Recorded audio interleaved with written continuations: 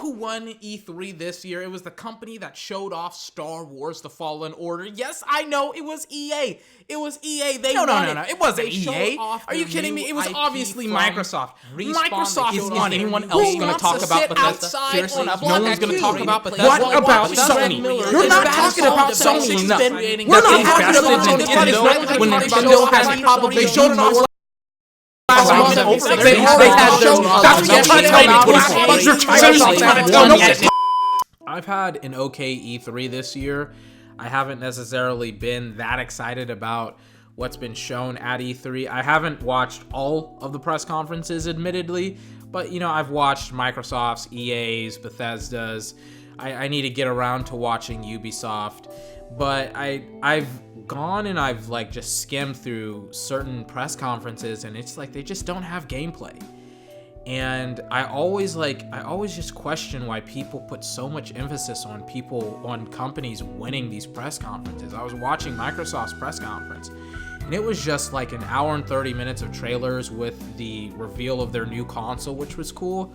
But I mean, it's like usually companies that quote unquote win E3, they don't win the year or the next couple of years or the next 3 to 4 years. Like Sony always loses in people's minds, and Ubisoft or Microsoft win. And it's like Sony came out last year with God of War and Spider-Man, which sold like gangbusters, and they were in the Game of the Year nomination, and Microsoft and Ubisoft. I think Ubisoft was the only company that had it was Assassin's Creed Odyssey that was in Game of the Year contention, but I don't think Microsoft had one game. And then this year, Sony isn't even at E3, and one of the most excited games that's going to be released this year is Death Stranding. Sony's not even at E3, and they're still creating buzz around their games. And I don't get it whenever people are like, this company won E3. It's like, who cares? They showed off a bunch of trailers, and no one, myself, I'm not necessarily that excited about seeing cinematic trailers, because anyone can create cinematic. I will say this. I loved what they showed off for Cyberpunk 2077. Everyone is going crazy that Keanu Reeves is in the game. I didn't see that coming at all, to be honest with you. But I didn't necessarily like a whole lot from Microsoft. I saw EA. I like Star Wars: The Fallen Order. It seems a lot like The Witcher 3 in the combat when it comes to that, which is why you're watching The Witcher 3 gameplay. But this year's E3 is kind of like the other E3s, except I don't get an hour of gameplay from Sony, which kind of makes me a little bit sad, to be honest with you.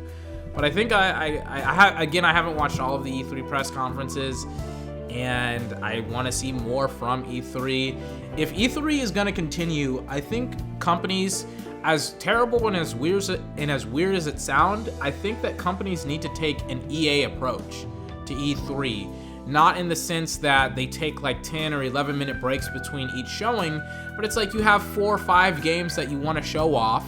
You show those games off. Some of the games are going to be released in the year, right? So now you don't necessarily have to be like, hey, we're going to show off this cinematic trailer, get hyped for the game. The game comes out, it's not as great as the hype. Instead of doing that, you have, now we can show you gameplay, we can tell you when the game's going to be released, we can also show you some really, really cool gameplay and some reasons why you want to buy. I liked EA's idea. I didn't necessarily like their execution. But I mean, that's it for me for E3. I'm still kind of excited about certain games, but I'm just a little bit I'm a little bit E3 fatigued. This has been 24. Remember to like, comment, favorite, and subscribe for more. Again, I'll be having some content about E3 coming out this week. I really don't know what it is, but it's going to be good. It's going to be really good. I hope you stick around. I hope you subscribe. Until next time, I hope you have a fantastic day, and I'll see you next time.